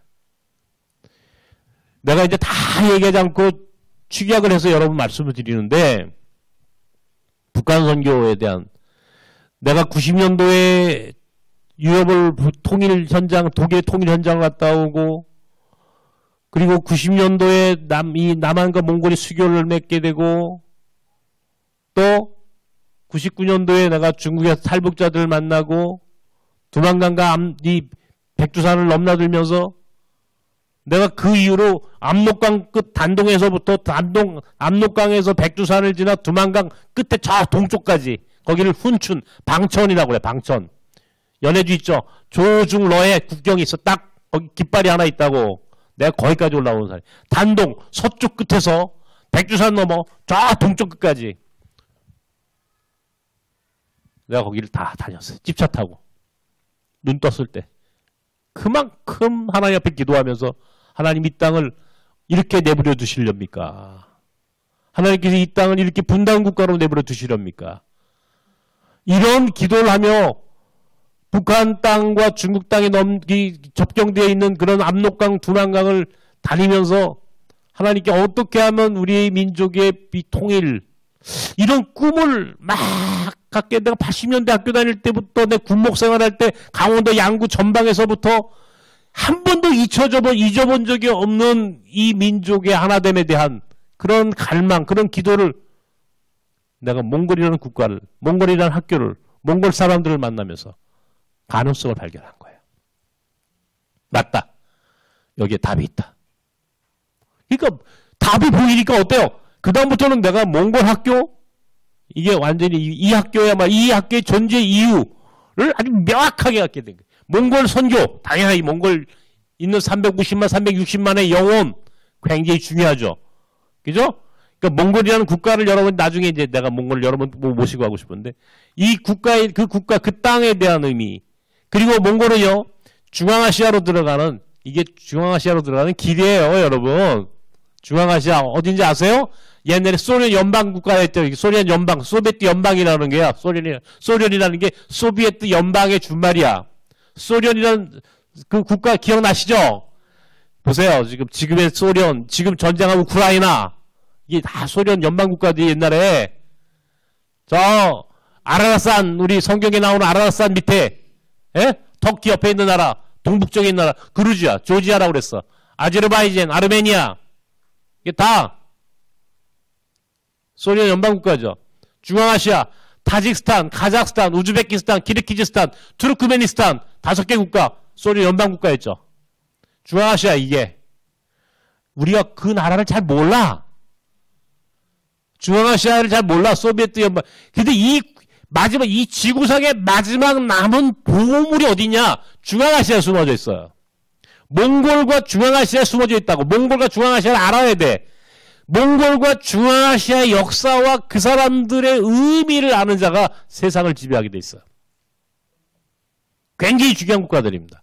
그러니까 내가 여러분한테 몽골 가자, 우즈베키스탄 가자 하는 이유가 있다고.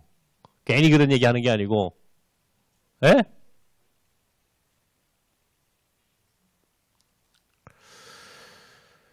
90년대 후반 넘어가면서 탈북자들의 문제를 보게 되고 북한 문제를 좀 더 관심 있게 연구하게 되고 평화경제라고 하는 새로운 이 가능성을 결국 그것밖에는 통일의 길이 없어.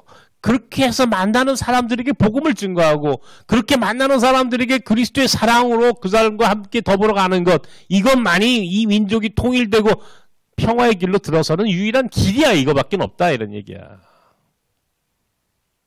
그러기 위해서는 내가 몽골 학교를 진짜 이 학교는 정말 최고의 학교로 만들어야 할 나에게 책임이. 이건 내 비전이기도 하고 내 사명이기도 하고 이것이 가장 빠른 길이야.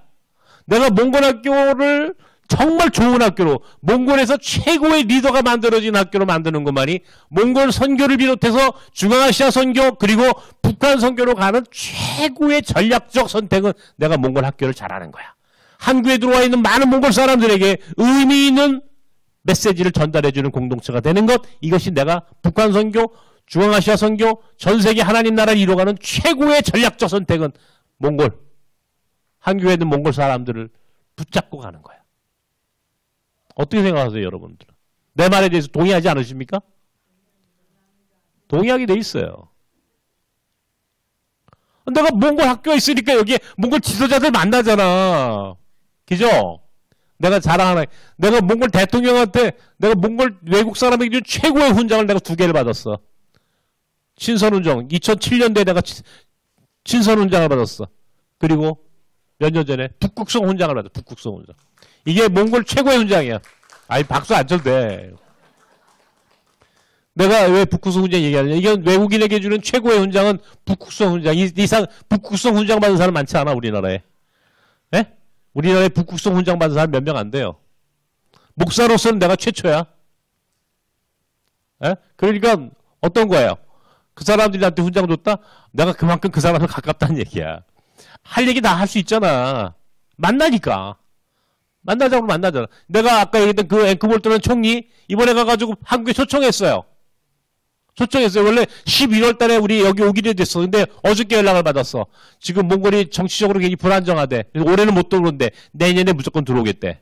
내년 봄에 나도 다리 낮춰야 되고 나도 암 치료 웬만큼 한 다음에 그럼 만나자. 근데 어저께 결정했어. 어저께. 원래 11월 달에 이 사람이 오기로 했는데 내가 왜 그 사람들 초청하는 줄 아십니까? 돈 들여가지고. 우리 사람 만드는 거야. 자꾸. 만날 수 있을 때 만나는 거야. 만나서 많은 얘기를 하는 거야. 나는 이게 정부와 정부는 할 수 없어. 이런 얘기는. 정부와 정부가 무슨 몽골을 통해서 뭘 하고 이거는 상상 못하는 얘기야. 누가 해? 이거는 나 같은 시민사회 혹은 종교인들이 목회자가 그 사람이 나를 만나는 이유는 뭐야? 그 사람이 내가 예뻐서 만나는 게 아니에요. 내가 몽골 학교를 만들었던 사람이니까 그런 거야. 내가 몽골 문화원 원장이야. 내가 몽골 문화 만들었어. 25년 전에. 예를 들자면 몽골 정부에서 내가 가장 가까운 사람이야. 몽골 정부에서 아무리 봐도 유해근 목사는 무시할 수 없는 사람이야. 왜? 몽골 아이들 데리고 있거든. 300명이 넘는 아이들이 여기서 있어. 이 아이들이 몽골 사람, 몽골 국가 입장에서 볼 때는 이 학교의 존재감이 이게 점점 커지기 시작하는 거야. 와, 저 목사가, 눈도 안 보이는 목사가 몽골 아이들 공부를 시켜? 기분 나쁘지. 그건 어쩔 수 없어. 이게 현실이니까. 내가 교육부 장관도 만날 수 있고 누굴 만나도 내가 만날 수 있는 거야. 내가 마음만 먹으면 정말로. 초청해가지고 3박 4일 동안 여기서 같이 밥 먹고 이 사람과 같이 이야기하고 사람들을 소개하고 다니면서 무슨 얘기를 하겠어요 내가. 봐라. 우리가 당신들 아이들 위해서 이렇게 하고 있어. 나는 당신들에게 바라는 거 아무것도 없어. 뭐야? 남북 문제, 평화, 통일, 그리고 우리가 꿈꾸는 평화경제 공동체의 모델을 몽골에 만들자. 몽골의 새로운 평화경제 공동체. 그러면 몽골도 윈, 북한도 윈, 대한민국의 기업도 윈. 다 이길 수 있어. 다 윈이라는 거야. 우리 모두가 잘 되는 길을 선택하자. 우리 모두가. 몽골은 평화경제 공동체를 몽골에 만들면 몽골은 지금의 가난에서 벗어날 수가 있어. 대한민국의 ODA든 한국 교회든 우리나라의 시민사회든 무슨 돈이든 한국 교회가 가지고 있는 엄청난 자산이 어떻게 그래? 단기 선교 몽골에 가가지고 길거리에서 전도지난 이건 아니야. 이렇게 하면 안 되는 거야. 선교는 그렇게 하는 게 아니야. 만약에 거기에 선한 사마리아인의 캠프 내가 정했어. 굿 사마리탄 캠프. 선한 사마리아인의 캠프를 만들었다고 치자고 우리가. 나는 거기다가 지금 꿈꾸는 것 중에 하나가 소위 이 스마트팜이에요. 스마트팜. 몽골은 야채를 먹어야 돼. 몽골 사람은 건강을 위해서. 전기가 없어. 햇빛 발전소. 신재생 에너지. 그래서 우리 옥상에 올라가면 52kW짜리 햇빛 발전소가 돌아가는 거야. 지금 여기에. 이해가 돼요?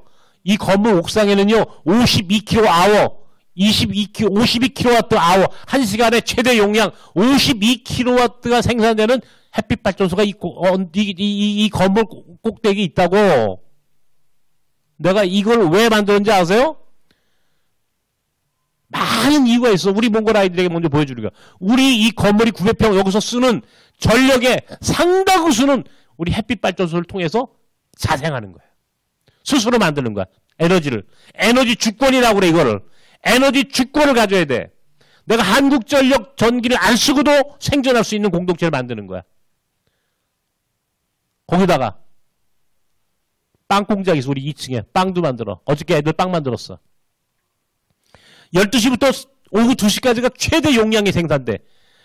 5분이 빵 만들기 위해서 쫙 한번 돌 때 순간적으로 12kW가 필요합니다.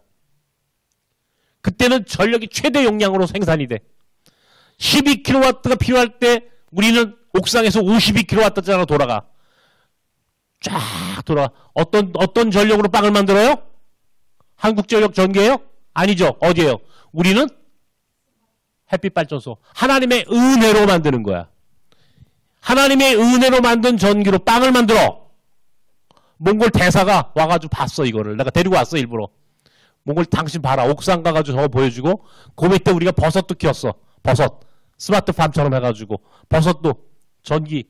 요새 전기만 있으면 온도 습도 다 자동 조절되잖아. 그죠? 그걸로 버섯을 키워.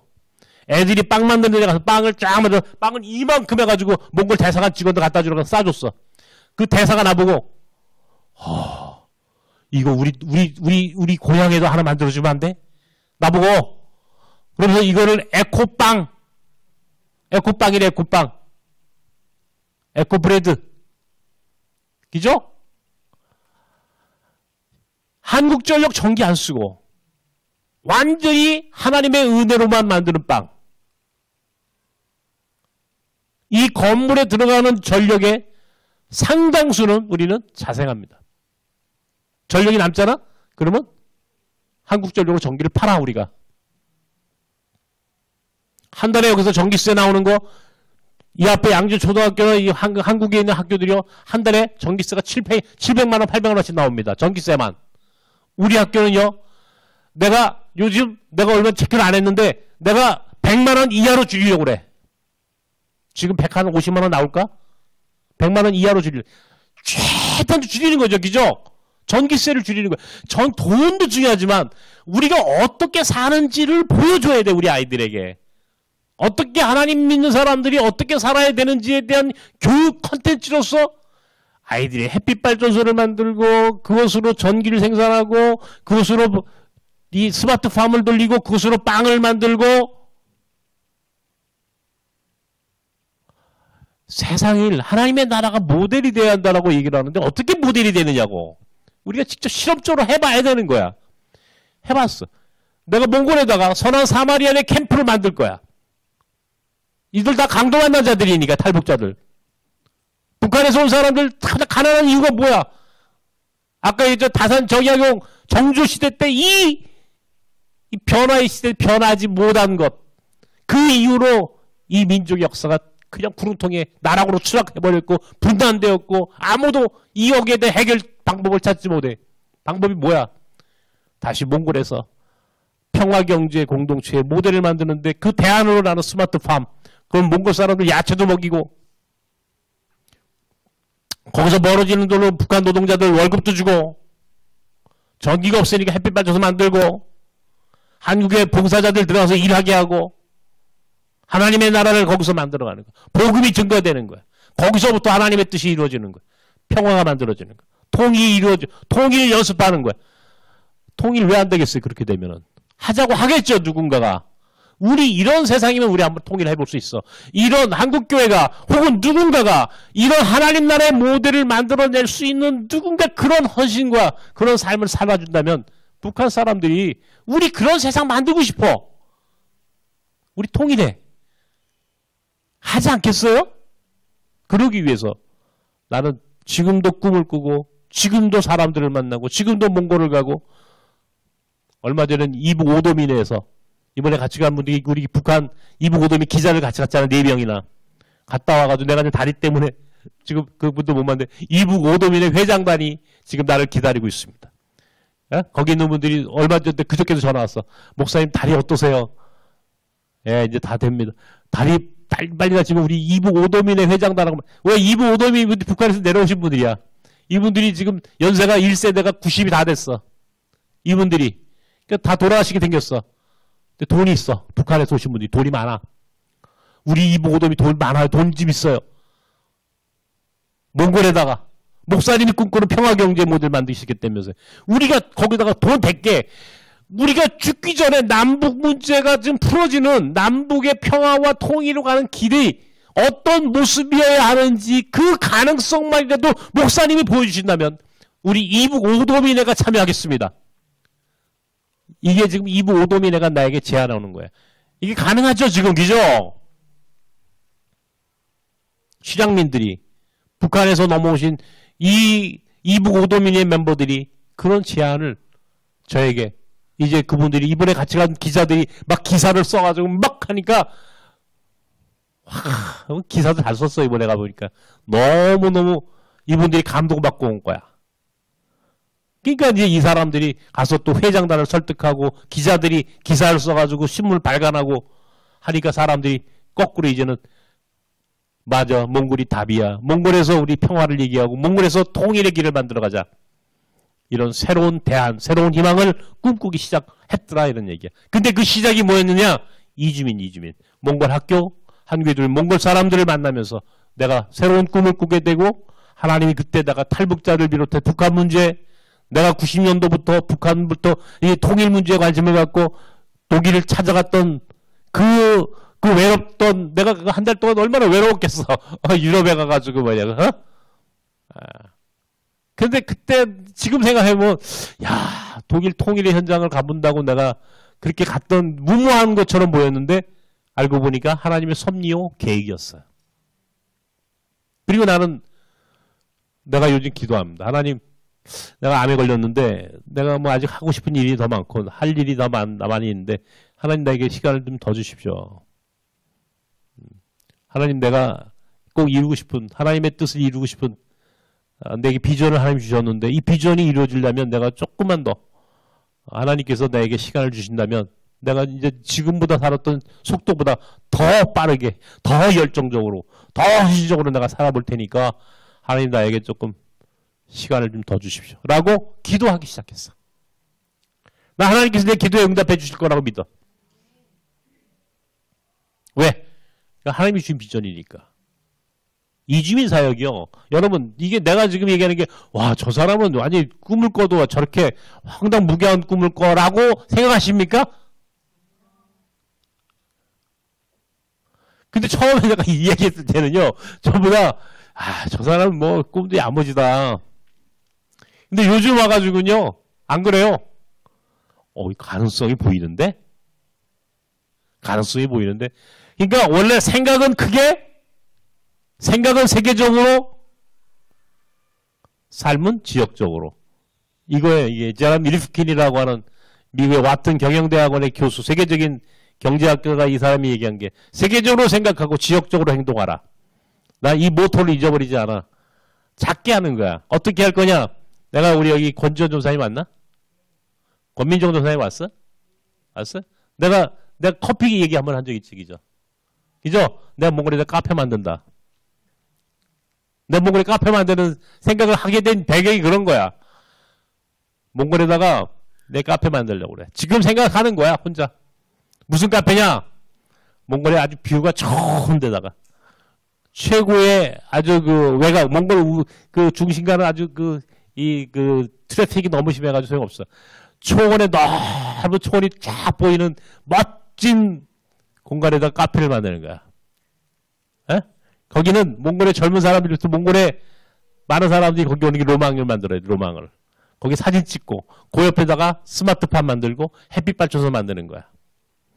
카페는 장애인들이 일하게 하는 거야. 장애인들이. 내가 왜 장애인들 일하게 하느냐? 몽골의 장애인 사역을 잘하면 그게 북한으로 들어가는 길이야. 북한의 장애인 문제는 이념을 초월해. 장애인 문제는 이념을 초월한 인간의 문제야. 아세요? 이게 그러니까 하나님 다 목적이 있는 거야. 사람 그냥 만든 게 아니야. 북한에 있는 최고의 지도자를 자기 아이들 장애가 있어. 그 사람이 아무리 공산주의자로 자기 자식이 잘 되는 게 더 큰 꿈이야. 근데 북한에 카페 만들어달라는 제안이 있어. 장애인들과 함께하는 카페. 북한 평양에 북한의 장애인위원회가 몽골의 카페에서 장애인 아이들이 일하는 모습을 직접 보여주고 그 장애인위원회가 우리에게 북한 평양에 카페 만들어달라고 장애인 카페 만들어달라고 제안하는 그 길을 만들어가는 거야. 카페를 잘 운영해야 되겠지. 뭐 카페 장애인들이 많이 있어야 되는 건 아니야. 멋진. 그리고 주일날에는 거기가 선교 캠프가 되는 거야. 예배 공간이 되는 거야. 요즘 얘기하는 카페 교회. 한국 교회 많이 하죠. 그죠? 근데 그렇게 하는 것보다 나는 선교센터, 카페, 교회 그리고 새로운 평화경제 모델 이 모든 것들을 함께 만드는 소위 융합적 선교 모델을 만들어야 된다라고 생각하는 거예요. 근데 그걸 누가 하느냐? 나는 지금 우리 몽골 학교 출신들 우리 몽골 학교에서 혹은 우리 공동체에서 성장한 사람들이 그 사역의 배경이 돼주는 거야. 내가 할 수가 없잖아. 누가 운영해야 될 것을. 그건 뭔가 현지인 누군가가 정말 신뢰할 만한 내 꿈과 우리의 사역과 우리의 비전을 가장 잘하는 누군가가 그 사역을 해줘야 되겠지. 그죠? 누구야 그거는. 그래도 우리 학교에서 잘한 아이들. 우리 학교에서 거쳐간 사람들, 우리 공동체를 거쳐간 몽골 사람이 제일 잘 알지 않겠어요? 그런 걸 만드는 거야. 큰 돈이 들어가는 게 아니야. 그런 장소를 선택하고 그곳에 그런 작은 공간을 만들고 거기서 하나님의 나라를 이뤄가는 새로운 프로젝트를 진행하는 거야. 이렇게 하다 보면은 몽골에서도 모든 몽골 사람들이 최고로 가장 가보고 싶은 곳, 몽골 사람들이 꼭 한번 들리고 싶은 곳, 몽골에서 가장 소문난 곳, 북한 사람들도 들어와서 북한하고 몽골은 수교 관계니까 아무 때나 왔다. 이번에 북한 식당 가서 밥 먹었죠? 끝내주게 먹었지, 그죠? 북한 식당 못 가, 요즘. 공식적으로 몽골에 북한 식당 3개 있었는데 다 문 닫았거든요? 몰래 들어왔어. 몰래 들어와 장사하거든요, 북한 식당? 아무나 못 가. 우리 찾아갔잖아. 가가지고 북한 식당, 와, 기가 막힌 북한 음식. 먹었어, 우리는 다. 왜 나는 이런 꿈을, 북한 장애인위원회가 와서 그거 보게 하고, 북한 대사관 직원도 와서 보여줘. 우리는 뒤에 있는 거야. 어차피 몽골 사람이 하는 것처럼 보일 거니까. 그죠? 한국 사람이 가도 경영만 하면 돼. 경영 옆에서 컨설팅만 해주면 돼. 우리가 직접 나설 필요 없어. 우리는 옆에서 잘하고 있나? 옆에서 보기만 하면 돼. 1년에 한 번씩, 2번씩, 혹은 관계대사 한 달에 한 번씩 왔다 갔다 하면서 체크만 하면 돼. 그게 잘 운영되도록. 그렇게 해서 조금씩 새로운 평화경주의 모델을 만들고, 북한 노동자들이 들어오고, 북한의 장애인위원회가 와서 보고, 평양에도 똑같은 거 만들어주세요. 그러면 평양에도 만들어주면 되죠, 그죠? 북한 유학생들이 이제 몽골로 들어옵니다. 북한 유학생들이 몽골에 들어와서 공부해. 한국교회가 장학금 만들어서 북한 유학생들 뒤에서 장학금 대주면 되죠, 그죠? 여름에 몽골과 북한과 남한의 대학생들이 몽골 초원에서 캠프를 하는 거야. 평화 캠프! 할 수 있죠? 아무도 없는 곳에서 새 국가의 젊은이들이 모여서 새로운 꿈을 꾸게 하고 하늘을 바라보면서 우리는 원래 하나였어. 저 북두 칠성을 보고 다녔던 우린 유목민의 후예야.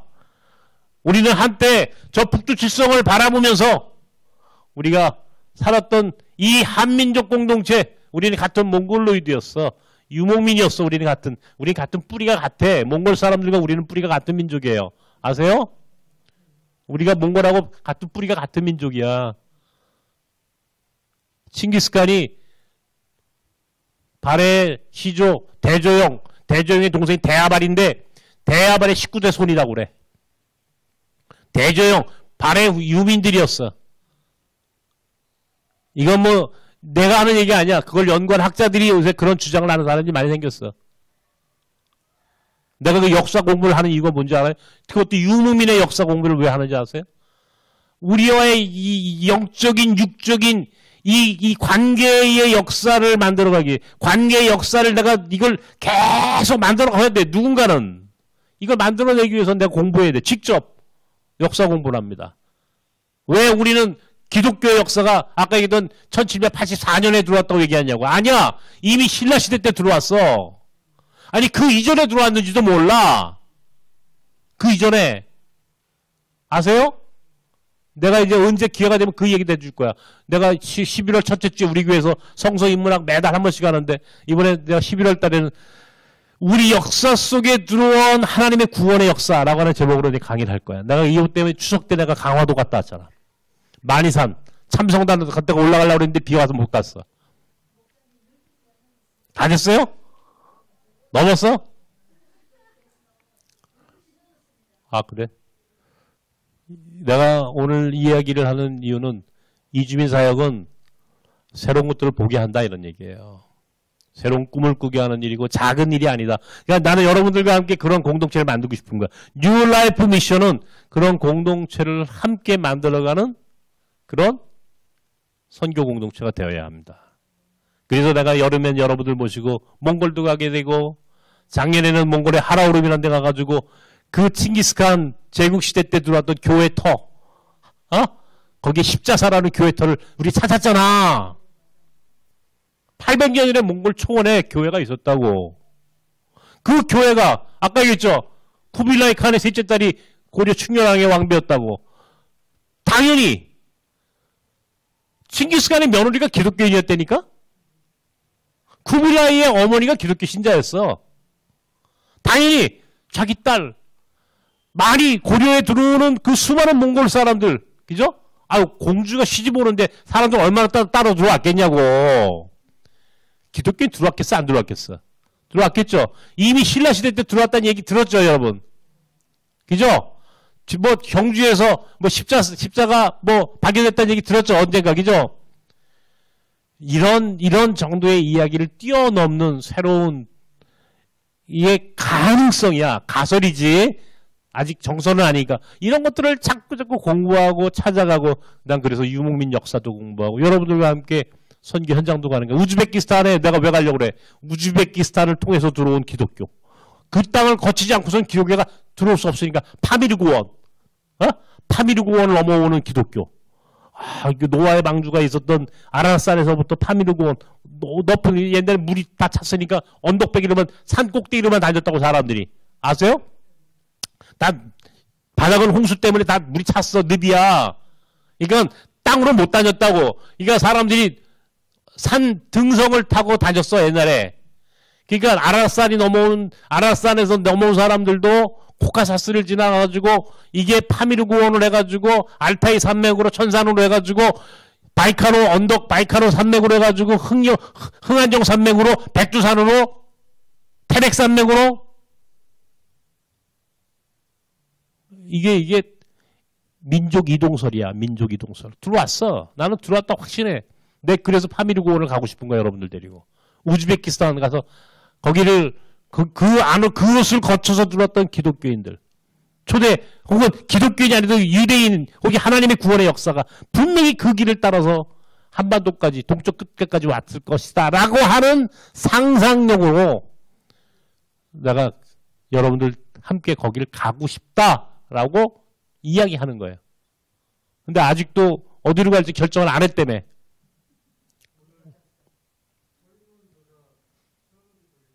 뭘 하세요. 그거 하셔서 하고 싶은 얘기 너무 많은데 하는 강의를 더 해, 다음 주에?